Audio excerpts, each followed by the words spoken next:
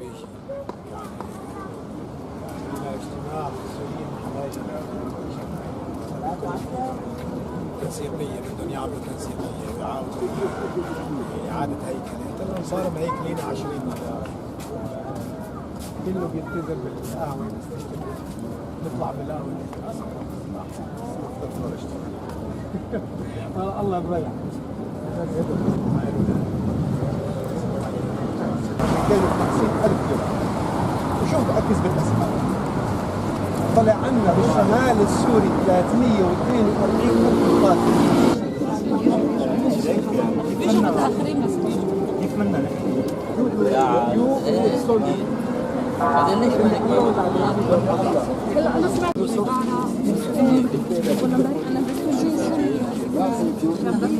طب ليش جمعية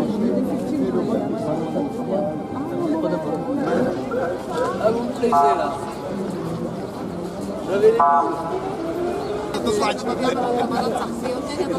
الفرنسية بس انتم نازلين شو وين؟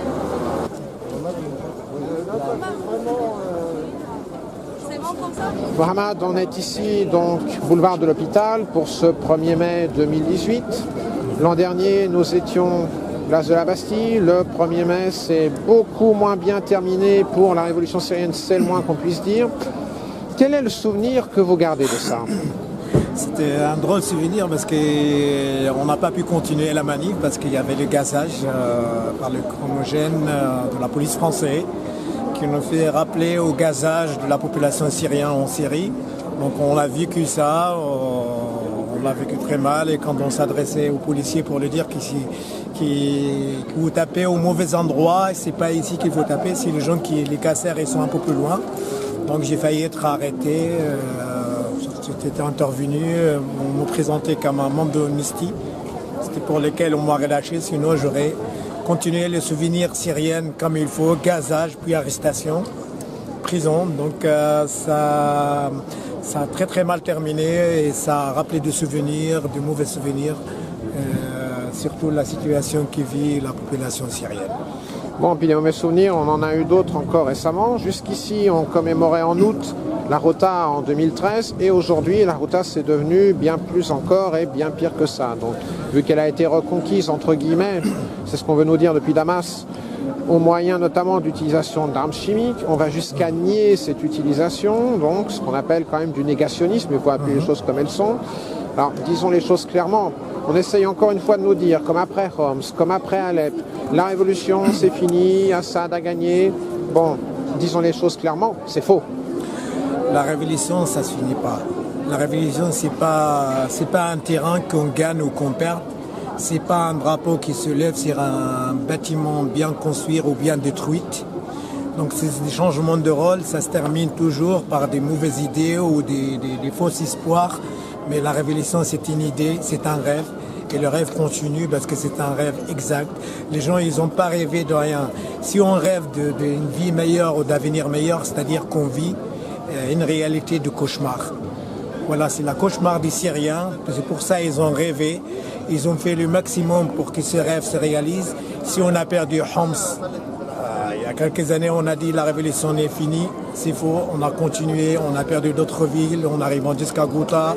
On était bombardés, on était gazés, on était arrêtés, on était pourchassés, déplacés, réfugiés. Mais il y a toujours, la révolution continue parce que la révolution c'est une idée et les meilleures idées ne meurent jamais. Alors, il y a des gens qui ont du mal à le comprendre, ou en tout cas peut-être le comprennent-ils mais ne veulent-ils pas l'avouer. Ce sont nos médias, ce sont nos politiques. Ils veulent absolument nous dire, voyez Daesh, on l'a vaincu sur le terrain, c'est très bien, quoique Daesh n'est pas mort pour autant, hélas. Ensuite, on nous dit, voilà, voyez, Assad a gagné aussi, c'est terminé ou quoi. Alors, une bonne fois pour toutes, que faut-il que la population française comprenne qu'on ne veut pas lui dire? Le problème des médias et de beaucoup de politiciens français qui se mêlent de l'histoire de la Syrie ou de ce qui se passe en Syrie, ils se permettent d'analyser, à juger à la place des Syriens. C'est comme on me demande, je suis réfugié syrien en France, de donner mon avis sur ce qui se passe en France. Je peux donner mon avis Ça peut être faux et vrai, mais je ne me permettrai jamais de dire il faut faire comme ça en France. La France, c'est pas mon pays, je vis comme réfugié, donc je peux dire il faut faire ça, mais je m'impose jamais mon opinion de vie. Ce qu'ils font, les politiciens ou plusieurs politiciens français, aux médias français, ils jugent à la place des Syriens et ils imposent leur point de vue. Ils disent toujours il faut faire ça. C'est pas parce qu'il y a Daesh que la révolution n'est pas juste. C'est pas parce qu'il y a des extrémistes que le peuple syrien il est plongé dans le noir, c'est-à-dire le drapeau de Daesh. C'est ça qu'il faut faire la différence.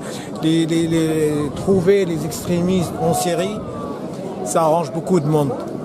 Mais c'est les Syriens qui ont vécu ce malheur. C'est eux qui ont subi plus que les Français, plus que les autres pays étrangers. On a vécu les malheurs de Daesh plus que les autres. Mais ça ne veut pas dire que parce qu'il y a Daesh, que la révolution syrienne n'existait pas et n'existera pas. Ne pas juger, ne pas craindre, mais soutenir donc. Soutenir. Même s'ils ne soutiennent pas, les Syriens, ils soutiennent entre eux. C'est-à-dire les Syriens qui espèrent un avenir meilleur, un avenir avec toute la liberté qu'ils ont souhaité, la dignité et la démocratie. On mérite ça et on est des êtres humains. Comme les Français, ils méritent de vivre dans la liberté, la dignité. Et si on est en 1er mai, il y a des manifs, il y a des grèves partout parce que les Français, ils voulaient faire de leur avenir meilleur ce qu'ils vivent actuellement, surtout pour leurs enfants, la population de l'avenir. Nous aussi, les Syriens, on est des êtres humains. On n'est pas une phase en dessous de la phase de la population française. On est égaux. Tout être humain est égaux, donc on a les mêmes droits que les Français de souhaiter un avenir meilleur pour nos enfants. Merci. Parce que c'est l'avenir de la Syrie. Merci, Mohamed. Les amis, s'il y a du bordel, on remonte tout doucement vers la place d'Italie. On reste pas dans le truc. Ça sert à rien. Mais le bordel est en train d'arriver, hein.